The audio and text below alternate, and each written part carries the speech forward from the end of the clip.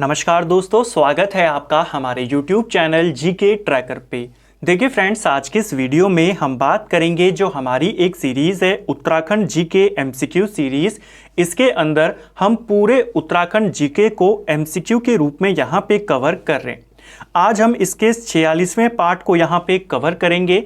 इस सीरीज़ के previous parts में हमने उत्तराखंड के विभिन्न टॉपिक्स को इसी प्रकार एमसीक्यू के रूप में कवर किया है अतिरिक्त तथ्यों के साथ। यानी इस सीरीज़ के माध्यम से हम आपके पूरे उत्तराखंड जीके को एमसीक्यू के रूप में कवर कर रहे हैं और अभी तक 45 पार्ट्स में कवर कर चुके हैं।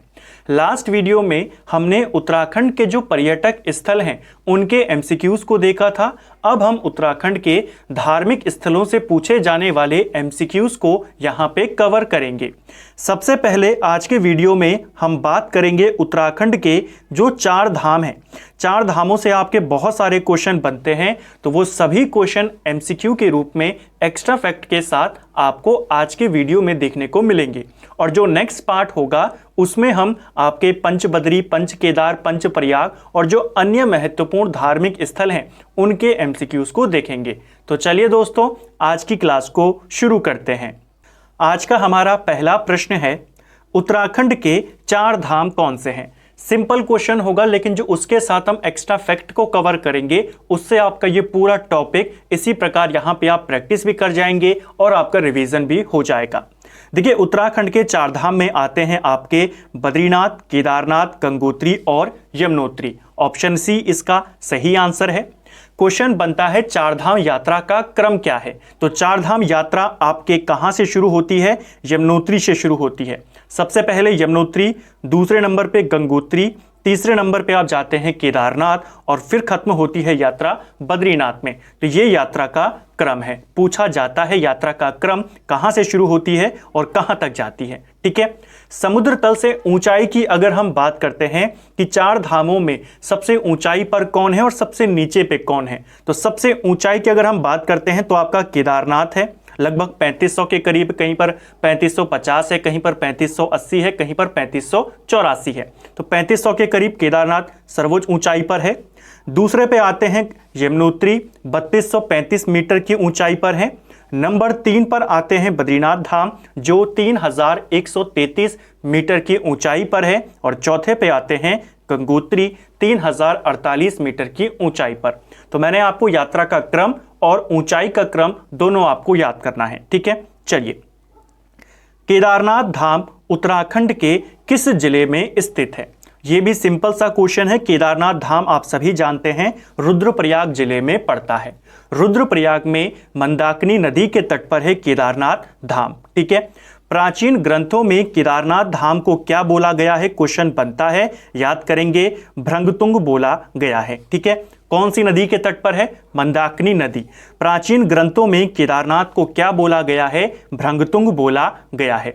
जो केदारनाथ धाम है यहाँ का, ये आपके कौन कौन से पर्वतों के मध्य में स्थित है? तो आपका खर्चाखंड, भरतखंड और केदारनाथ शिखरों के मध्य में स्थित है आपका केदारनाथ धाम।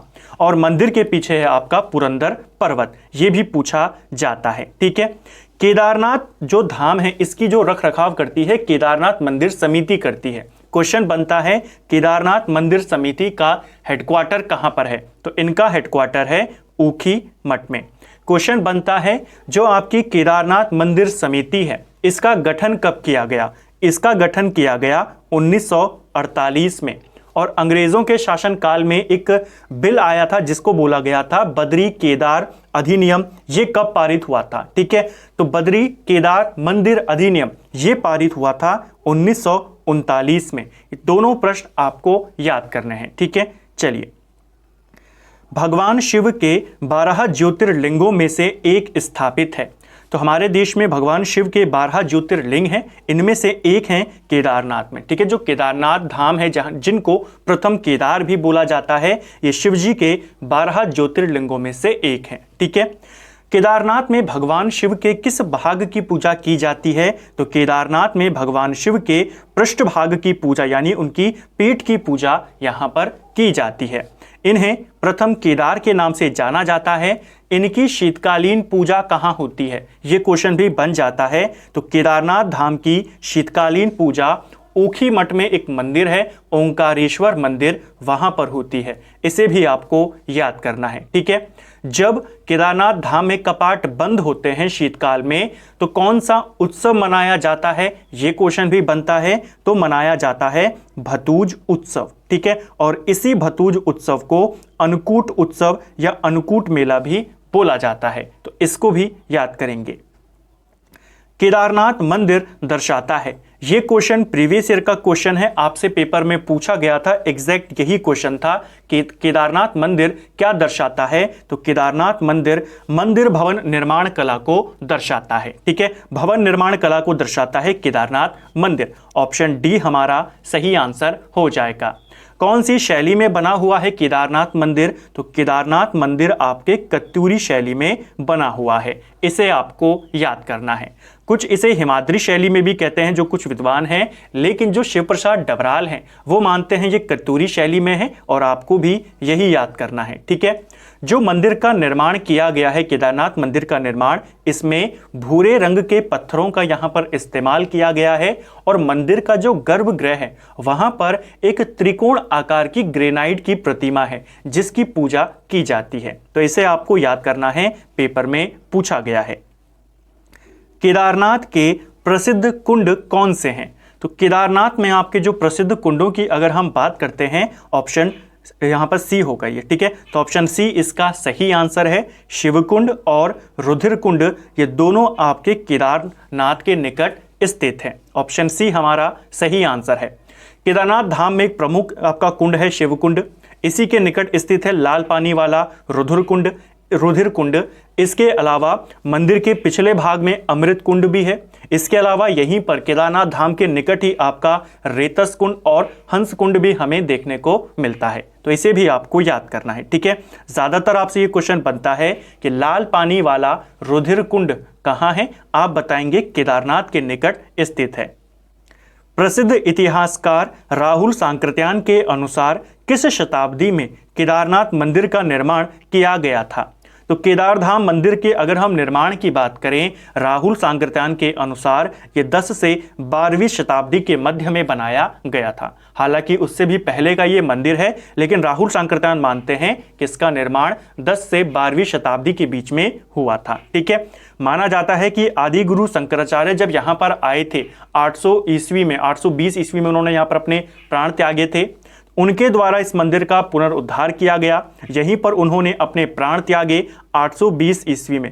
क्वेश्चन बनता है, तो काफ़ी पुराना ये मंदिर है। यहाँ पर आपसे क्वेश्चन बनता है कि आदि शंकराचार्य जी की समाधि कहाँ पर है? तो केदारनाथ धाम में ही स्थित है। और आपको याद होगा, करंट अफेयर का एक इंपॉर्टेंट क्वेश्चन है कि प्रधानमंत्री नरेंद्र मोदी ने आदि गुरु शंकराचार्य की एक प्रतिमा वहां पर स्थापित करवाई है। क्वेश्चन बन सकता है कब करवाई है, तो आप बताएंगे 5 नवंबर 2021 में करवाई थी, ठीक है। इसे आपको याद करना है। ये जो भव्य प्रतिमा यहां पर लगी है आदि गुरु शंकराचार्य की, इसके मूर्तिकार कौन है? क्वेश्चन बन जाएगा। अरुण योगीराज इसके मूर्तिकार हैं, ठीक है। शंकराचार्य जी की समाधि भी केदारनाथ धाम में है, इसे भी आपको याद करना है, ठीक है। केदारनाथ मंदिर का निर्माण किस शैली में हुआ है? तो केदारनाथ मंदिर ऊपर मैं आपको बता चुका हूं, कत्यूरी शैली में यह मंदिर बना है, इसे आपको याद करना है। केदारखंड में गोपेश्वर का नाम क्या मिलता है? तो केदारखंड में गोपेश्वर को गौस्थल बोला गया है। ऑप्शन ए हमारा सही आंसर हो जाएगा। निम्न में से कौन सा कथन केदारनाथ मंदिर से संबंधित है? तो चलिए यहां पर कथन को पढ़ते हैं। केदारनाथ मंदिर छत्र प्रसाद युक्त है, यह सही है। इस मंदिर के गर्भगृह में त्रिकोण आकृति की एक ग्रेनाइट शिला अवस्थित है, यह भी सही है। इस मंदिर के सभा मंडल में 4 विशाल पाषाण स्तंभ अवस्थित हैं, तो यहां पर ये वाला भी सही है। तो उपयुक्त सभी यहां पर आपके सही स्टेटमेंट हैं, केदारनाथ मंदिर से संबंधित हैं। नेक्स्ट है सही कथन का चयन कीजिए। तो फिर से हमें स्टेटमेंट्स को पढ़ना है और इनमें से कौन सा सही है उसका चयन करना है। पहला स्टेटमेंट है कि केदारनाथ मंदिर के लिए गौरी कुंड से ट्रैकिंग मार्ग शुरू होता है, ये वाला फैक्ट यहाँ पर सही है।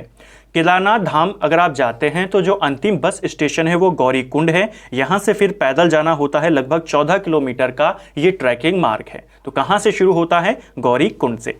दूसरा है केदारनाथ मंदिर मंदाकिनी नदी के शीर्ष पर स्थित है। तो ये वाला फैक्ट भी यहाँ पर सही है, क्योंकि जो केदारनाथ मंदिर है मंदाकिनी के तट पर तो है, लेकिन इसी के नज़दीक से ही मंदाकिनी निकलती है, यानी उसी के उद्गम पर स्थित है केदारनाथ मंदिर। मंदिर के ही निकट में स्थित है आपका जो चौराबाड़ी ग्लेशियर है। चौराबाड़ी ग्लेशियर में एक ताल है जिसे चौराबाड़ी ताल बोलते हैं, जिसे गांधी सरोवर बोलते हैं, जिसे सरवदी ताल बोलते हैं। इसी ताल से निकलती है मंदाकिनी नदी। ठीक है, तो उसी के शीर्ष पर स्थित है केदारनाथ मंदिर। मंदाकिनी नदी को लेकर आपसे दो बातें और पूछी जाती हैं। पहली बात, मंदाकिनी नदी को तुलसीदास ने रामचरितमानस में क्या बोला है? तो रामचरितमानस में मंदाकिनी को सुरसरी की धारा बोला गया है। दूसरा, शिवानंद नौटियाल ने मंदाकिनी नदी को क्या बोला है? तो वैदिक काल की कुंभा नदी। शिवानंद नौटियाल ने, ठीक है, शिवानंद नौटियाल ने मंदाकिनी नदी को वैदिक काल की कुंभा नदी बोला है। ठीक है, एक बात और याद करनी है मंदाकिनी की सहायक नदियों को लेकर के कि मंदाकिनी की एक प्रमुख सहायक नदी है जिसका नाम है मधुगंगा। मधुगंगा और मंदाकिनी इन दोनों का संगम रुद्रप्रयाग में काली मठ में हो जाता है। मंदाकिनी किसकी सहायक नदी है? आप सभी जानते हैं, अलकनंदा की सहायक नदी है। अलकनंदा से मंदाकिनी का संगम रुद्रप्रयाग जो है वहां पर हो जाता है। ठीक है, जो रुद्रप्रयाग प्रमुख शहर है, तो इसे भी आपको याद करना है। तो ये भी सही है। केदारनाथ मंदिर अप्रैल से नवंबर माह तक दर्शन के लिए खुलता है। तो अप्रैल के माह में कपाट खोल दिए जाते हैं, नवंबर के माह में आमतौर पर दिवाली के बाद कपाट बंद कर दिए जाते हैं। इसे भी यहाँ पर भी ये सही है। उपयुक्त सभी कथन हमारे सही हैं। नेक्स्ट है, बद्रीनाथ धाम उत्तराखंड के किस जिले में स्थित है? ये भी सिंपल सा क्वेश्चन है, आसानी से आप बता देंगे। जो बद्रीनाथ धाम है ये आपके चमोली जिले में स्थित है।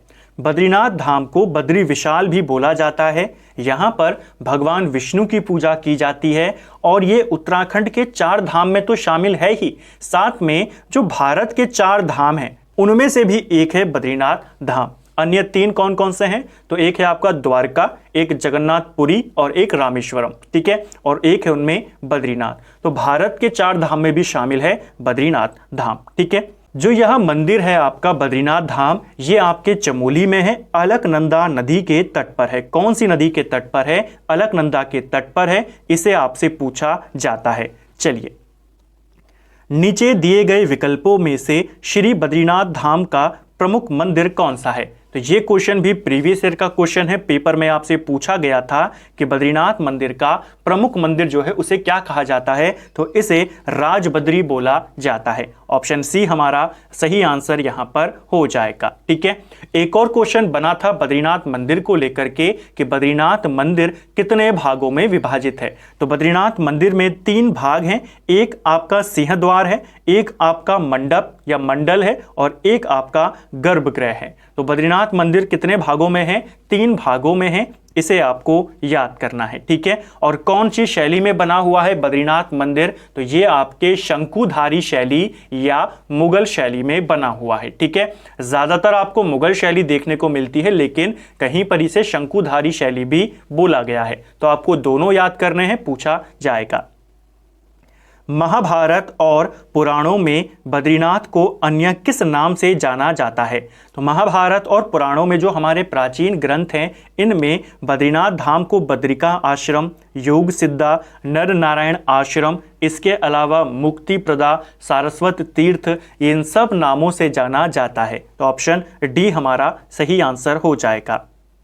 बद्रीनाथ के प्रसिद्ध स्नान कुंड कौन से हैं? तो कौन से ऐसे कुंड हैं बद्रीनाथ धाम के निकट जहां पर स्नान करना काफी अच्छा माना जाता है? हम सभी जानते हैं पंचकुंड यहां पर स्थित हैं। कौन कौन उसमें शामिल हैं? नारद कुंड, त्रिकोण कुंड, सत्यपथ कुंड। तो यहां पर हो जाएगा ऑप्शन डी उपयुक्त सभी। ठीक है, ये तो 3 हैं, 2 कुंड और हैं इन दोनों के अलावा। एक है आपका तप्त कुंड और एक है आपका मानुषी कुंड। ठीक है, इन 5 को मिलाकर बनते हैं पंचकुंड। क्वेश्चन बनता है कि इनमें से कौन सा कुंड है जो बद्रीनाथ के निकट है, जो बद्रीनाथ के निकट नहीं है? या फिर ऐसे बना देगा, बताइए इनमें से कौन सा कुंड है जो पंचकुंड में शामिल है या नहीं है? तो ये 5 कुंड जो आपको याद करने हैं। बद्रीनाथ मंदिर की मुख्य मूर्ति किस रंग की है? देखिए बद्रीनाथ धाम में जो मुख्य प्रतिमा स्थापित है, यह प्रतिमा आपके काले रंग की है। ऑप्शन डी हमारा सही आंसर हो जाएगा। इस प्रतिमा को यहाँ पर आदि गुरु शंकराचार्य के द्वारा स्थापित किया गया था। जब वे यहाँ पर आए तो उन्होंने नारद कुंड से इस प्रतिमा को निकाला था। यह प्रतिमा काले रंग की है और थोड़ी सी खंडित है। ठीक है, खंडित इसलिए है क्योंकि काफी समय तक ये नारद कुंड में रही थी। ठीक है, रंग काला है। और किस कुंड से इसको निकाला गया था? तो नारद कुंड से शंकराचार्य के द्वारा निकाला गया था। ठीक है, बद्रीनाथ में निम्न में से किस धारा में स्नान करने का पौराणिक महत्व है? जैसे हमने ऊपर कुंड की बात करी, पंचकुंड है बद्रीनाथ में, इसी प्रकार पंचधारा भी हैं बद्रीनाथ के निकट। उन पंचधाराओं में कौन कौन शामिल हैं? आपकी प्रहलाद धारा, भृगु धारा, उर्वशी धारा। इन तीनों के अलावा एक है आपकी इंदु धारा और एक है आपकी कुर्म धारा। इन 5 धाराओं को मिलाकर बनता है पंचधारा। ठीक है, तो पंचधाराओं में ये धाराएं शामिल हैं। उपयुक्त सभी यहां पर सही आंसर है। हमने पंचधारा देख ली, हमने पंचकुंड देख लिए। पंचशिला भी आपके बद्रीनाथ धाम के निकट स्थित है। पंचशिला में कौन कौन शामिल हैं? तो आपके गरुड़ शिला, नारद शिला, मार्कंडेय शिला, नरसिंह शिला और वाराह शिला, ये पंचशिला में आते हैं और ये पेपर में भी आते हैं, तो इसे भी आपको याद करना है। बद्रीनाथ धाम के कपाट खोलने की तिथि किस दिन निश्चित की जाती है? देखिए बद्रीनाथ धाम के कपाट खोलने की तिथि को बसंत पंचमी के दिन निश्चित किया जाता है। ठीक है, मंदिर के कपाट अप्रैल मई के महीने में खोल दिए जाते हैं नॉर्मली, और नवंबर के माह में दिवाली के बाद कपाट बंद कर दिए जाते हैं। जब बद्रीनाथ धाम के कपाट बंद होते हैं तो कौन सा उत्सव मनाया जाता है? जैसे हमने ऊपर केदारनाथ मंदिर के बारे में बात करी, तो यहां पर मनाया जाता है कढ़ाई उत्सव। ठीक है, और जब कपाट खुलने वाले होते हैं तब यहां पर कौन सा उत्सव मनाया जाता है? तब मनाया जाता है एक मेला लगता है जिसे हम कहते हैं तिमुडा मेला। ये एक पौराणिक मेला है। ये आपके जोशी मठ में लगता है, क्योंकि आप सभी जानते हैं जब बद्रीनाथ धाम के कपाट बंद हो जाते हैं तो इनकी शीतकालीन पूजा कहाँ होती है? जोशी मठ में होती है। ठीक है, जोशी मठ में एक मंदिर है, नरसिंह मंदिर। तो जब कपाट खुलने वाले होंगे तो मेला पहले कहाँ लगेगा? क्योंकि वहीं से प्रतिमा को निकाला जाना है, वहीं से इनको वापस बद्रीनाथ धाम में लाना है। ठीक है, तो कहाँ लगता है तिमुडा मेला? आपके जोशी मठ में लगता है। और जब कपाट बंद होते हैं तब लगता है कढ़ाई उत्सव। ये दोनों आपको याद करने हैं। ठीक है, चलिए। भीम पुल उत्तराखंड में किस धार्मिक स्थल के निकट स्थित है? देखिए भीम पुल एक पाषाण पुल है। ठीक है, बड़े से पत्थर से बनाया गया एक पुल है और यह पुल आपके बद्रीनाथ धाम के निकट स्थित है। ठीक है, माणा के निकट ये पुल स्थित है। एक पाषाण पुल है जिसे भीम पुल के नाम से जानते हैं। यह पुल सरस्वती नदी के ऊपर बना हुआ है। ठीक है, इसके अलावा अन्य कौन कौन सी इंपॉर्टेंट गुफाएं के बारे में आपसे क्वेश्चन बनता है जो बद्रीनाथ धाम के निकट स्थित है? भीम पुल भी बद्रीनाथ धाम के निकट है। गुफाओं की बात करते हैं, जैसे आपकी व्यास गुफा, स्कंद गुफा, मुचकुंद गुफा, गरुड़ गुफा, राम गुफा, ये सारी गुफाएं आपकी बद्रीनाथ धाम के निकट स्थित हैं। ठीक है, नेक्स्ट है हमारा शीतकाल में श्री बद्रीनाथ की मूर्ति सांकेतिक रूप से किस स्थान पर स्थानांतरित होती है? तो शीतकाल में जब बद्रीनाथ धाम के कपाट बंद हो जाते हैं तो इनकी प्रतिमा सांकेतिक रूप से जो नरसिंह मंदिर है जोशी मठ का, यहां पर लाई जाती है। एक क्वेश्चन और याद करना, ये तो मुख्य मूर्ति है जो सांकेतिक रूप से यहां लाई जाती है।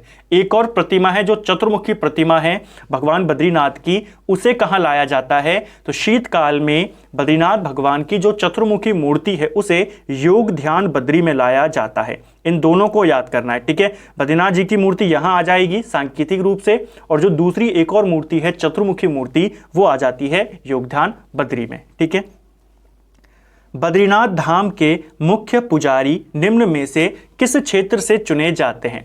तो बद्रीनाथ धाम के जो मुख्य पुजारी होते हैं जिन्हें रावल बोला जाता है, ये आपके दक्षिण भारत से चुने जाते हैं। आदिगुरु शंकराचार्य जी के वंशज होते हैं। मालाबार क्षेत्र से इनको चुना जाता है, जो ये आपका कर्नाटक केरल वाला इलाका है, यहां से इनको चुना जाता है। ठीक है, गंगा नदी का उद्गम स्थल कहाँ है? हमने अब केदारनाथ और बद्रीनाथ के बारे में बात कर ली, अब हम गंगोत्री के बारे में बात करेंगे। देखिए गंगा नदी का अगर हम उद्गम की बात करें, यहाँ पर तो ऑप्शन सिंपल है, हम बता देंगे गंगोत्री से इसका उद्गम होता है। अगर एग्जैक्ट लोकेशन पूछेगा तो गंगोत्री में गौमुख नामक जगह है जहाँ से आपकी गंगा नदी निकलती यहाँ से भागीरथी है, लेकिन इसे ही गंगा का स्रोत या गंगा का उद्गम माना जाता है। ठीक है, गंगोत्री से रिलेटेड एक क्वेश्चन या यूं कहें 2 क्वेश्चन है जो आपको याद करने हैं। पहला क्वेश्चन, ईस्ट इंडिया कंपनी ने गंगा नदी का स्रोत पता लगाने के लिए किसे भेजा था? तो ये भेजा था उन्होंने रैपर को। ठीक है, रैपर या कहीं पर रीपर दिया गया है। ठीक है, तो एक ही नाम है। कैप्टन रैपर आया था 1808 में गंगा नदी का उद्गम पता लगाने के लिए, लेकिन पता नहीं लगा पाया, गंगोत्री तक ये नहीं पहुंच पाया। दूसरा क्वेश्चन बनता है, गंगोत्री और यमुनोत्री तक आने वाला पहला अंग्रेज कौन था? ये तो नहीं आ पाया। इसके 8 साल के बाद एक और अंग्रेज आया जिसका नाम था J.B. फ्रेजर। ठीक है, यमुनोत्री और गंगोत्री आने वाला ये पहला अंग्रेज था। 1816 में ये यहाँ पर आया था, इसको भी याद करेंगे। एक और क्वेश्चन बनता है, एक और ने गंगा का उद्गम पता लगाने के लिए एक अन्वेषक दल भेजा था। आपने पढ़ा है हिस्ट्री में कि अकबर ने राजा जो उस समय परमार वंश के थे सहजपाल, उनके काल में एक खोजी दल भेजा था गंगा का स्रोत पता लगाने के लिए, उसे भी आपको याद करना है। हालांकि वो भी पता नहीं लगा पाए थे, सहजपाल ने अकबर के उस खोजी दल को हरिद्वार में ही रोक लिया था। ठीक है, चलिए नेक्स्ट है हमारा, गंगोत्री का गंगा माता मंदिर किसने बनवाया है? देखिए जो आपका गंगोत्री में गंगा माता मंदिर है, इस मंदिर का निर्माण जो गोरखा शासक था, गोरखा यहाँ का सेनापति था, अमर सिंह थापा, इसके द्वारा बनाया गया है। ठीक है, अमर सिंह थापा ने गंगा माता का मंदिर ये बनाया था आपके 1807 में, इसे आपको याद करना है। इस मंदिर का जीर्णोद्धार किसने करवाया? तो ये करवाया 1935 में राजा माधो सिंह ने इसका पुनरुद्धार या जीर्णोद्धार करवाया था। ठीक है, जो गंगोत्री में मंदिर है गंगा माता का मंदिर, इस मंदिर में सफेद ग्रेनाइट का इस्तेमाल किया गया है, तो इसे आपको याद करना है, पेपर में बन जाता है। किसने बनाया यह मंदिर? अमर सिंह थापा। पुनरुद्धार किसने किया? राजा माधो सिंह ने। किसका इस्तेमाल इसमें हुआ है? सफेद ग्रेनाइट के पत्थरों का। नेक्स्ट है, गंगोत्री मंदिर के कपाट कब बंद हो जाते हैं? तो गंगोत्री मंदिर, इसके कपाट भी अप्रैल के माह में खोले जाते हैं और दिवाली के बाद भाई दूज के अवसर पर मंदिर के कपाट बंद कर दिए जाते हैं। तो ये खोले जाते हैं, आपके बंद कब होते हैं? दीपावली पर बंद हो जाते हैं। ठीक है, खोले कब जाते हैं? अक्षय तृतीया को अप्रैल के माह में कपाट खोल दिए जाते हैं। शीतकाल में गंगा माता की जो पूजा होती है, गंगोत्री धाम की जो पूजा होती है, वो कहाँ होती है? उत्तर काशी में ही एक गांव है, गंगोत्री धाम भी आपका उत्तर काशी में है। उत्तर काशी में ही एक गांव है जिसका नाम है मुखवा गांव। ठीक है, यहीं पर एक मंदिर है मार्कंडेय मंदिर, जहां पर गंगोत्री धाम की शीतकालीन पूजा की जाती है, इसे भी आपको याद करना है। ठीक है, गंगोत्री के ही निकट एक बड़ी सी चट्टान है जो शिवलिंग की तरह है और जल में डूबी हुई है, जिसे जलमग्न शिवलिंग भी बोला जाता है। तो ये क्वेश्चन भी बन जाता है, जल में डूबा हुआ शिवलिंग कहाँ है? आप बताएंगे गंगोत्री के निकट स्थित है। ठीक है, उत्तराखंड में यमुनोत्री धाम किस जनपद में स्थित है? देखिए अगर हम 4 धामों के जनपदों की बात करें, केदारनाथ धाम आपके रुद्रप्रयाग में पड़ता है, बद्रीनाथ धाम आपके चमोली में पड़ता है, गंगोत्री और यमुनोत्री दोनों आपके उत्तर काशी में पड़ते हैं। ठीक है, तो यमुनोत्री धाम आपका कहाँ है? उत्तर काशी जिले में स्थित है। और ऊपर हमने देखा कि यमुनोत्री से ही 4 धाम यात्रा शुरू होती है और बद्रीनाथ धाम में जाके खत्म होती है। ठीक है, नेक्स्ट है, यमुनोत्री मंदिर का निर्माण किसने करवाया था? देखिए यमुनोत्री मंदिर का निर्माण माना जाता है जो प्रताप शाह थे, परमार वंश के राजा, इनके द्वारा करवाया गया था। ठीक है, तो इसे आपको याद करना है। जो आधुनिक मंदिर हम देखते हैं, काफी प्राचीन मंदिर है यहाँ पर, लेकिन जो हम आधुनिक मंदिर देखते हैं उसका निर्माण प्रताप शाह ने करवाया था। बाद में इसका जीर्णोद्धार भी करवाया, जो कि जयपुर की महारानी गुलेरिया ने करवाया था। तो दोनों नाम आपको याद करने हैं। माना जाता है कि इस मंदिर का निर्माण जो ये यमुनोत्री मंदिर है, सबसे पहले सुदर्शन शाह ने करवाया था। ठीक है, उसके बाद भवानी शाह ने 1862 में यहाँ पर पत्थर से बनी, काले पत्थर से बनी यमुना की मूर्ति यहां पर स्थापित करी थी। ठीक है, यमुना माता की मूर्ति उन्होंने स्थापित करी थी भवानी शाह ने 1862 में। सबसे पहले यह मंदिर माना जाता है सुदर्शन शाह ने 1850 में बनाया था। ठीक है, यमुनोत्री की शीतकालीन पूजा कहाँ की जाती है? तो उत्तरकाशी में एक गांव है खरसाली गांव। ठीक है, यहां पर यमुनोत्री की शीतकालीन पूजा होती है। नेक्स्ट है हमारा यमुनोत्री मंदिर के प्रांगण में स्थापित विशाल शिला स्तंभ कौन सा है? तो यमुनोत्री मंदिर के प्रांगण में एक विशाल शिला यहां पर है जिसे दिव्य शिला बोला जाता है। ऑप्शन ए हमारा सही आंसर हो जाएगा। इसी दिव्य शिला के निकट एक कुंड है जिसे सूर्या कुंड बोला जाता है। काफी प्रसिद्ध ये सूर्या कुंड है। क्वेश्चन बनता है गर्म पानी का कुंड सूर्या कुंड कहां है? आपके यमुनोत्री के निकट दिव्य शिला के निकट स्थित है। इस कुंड में इसका पानी काफी गर्म है, अगर आप कच्चे चावल डालते हैं तो वो यहां पर पक जाते हैं। ये क्वेश्चन भी बन जाता है किस कुंड में चावल डालने पर वो पक जाता है? सूर्या कुंड, जो कि आपके यमुनोत्री के निकट स्थित है। ठीक है, तो इसे भी आपको याद करना है। तो फ्रेंड्स, ये थे हमारे उत्तराखंड के, हमने धार्मिक स्थलों के यहाँ पर एमसीक्यूज को देखा।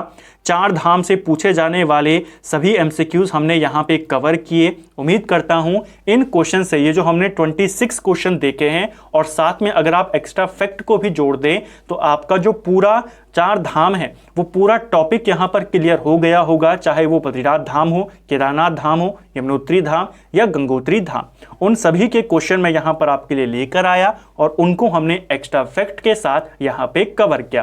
उम्मीद करता हूं आपको वीडियो पसंद आया होगा। अगर आपको ये वीडियो पसंद आया है, वीडियो को लाइक करें। अगर आप चैनल पर पहली बार आए हैं, चैनल को सब्सक्राइब करें, अपने दोस्तों के साथ शेयर करें। वीडियो आपको कैसा लगा कमेंट बॉक्स में हमें ज़रूर बताएं। Thank you friends.